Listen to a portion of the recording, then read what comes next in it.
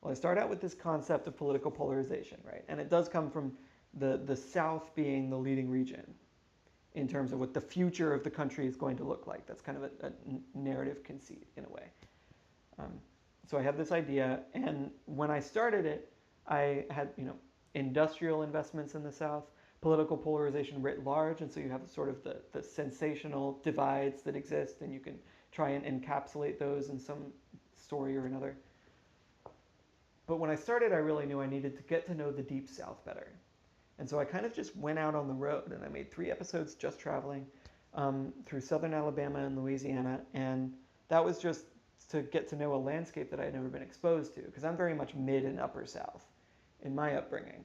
And and once I was done with that first trip, I had stories ready. Like I knew where I could keep going. And after that, it's really just talking to everyone that I can and having my ears open. And when you lay out the concept, I find that any story that really needs to be told wants telling. And so you just be honest and serious and let people know what you're doing. And they'll tell you. And that's really what's led me from one thing to the other since then. I knew I needed to do election episodes. I want to go back and do historical commemoration episodes.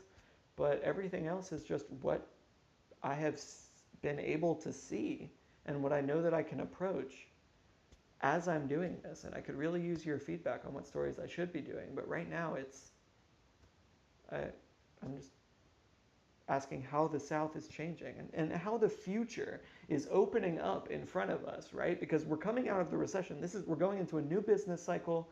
These are turning points in American history and in world history right now. Picking the stories is just asking, how do we see that history taking shape around us? Because we are living these moments. This is really happening. This is real.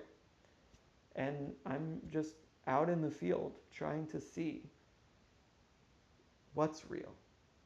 And you tell me, again, that's what this is about.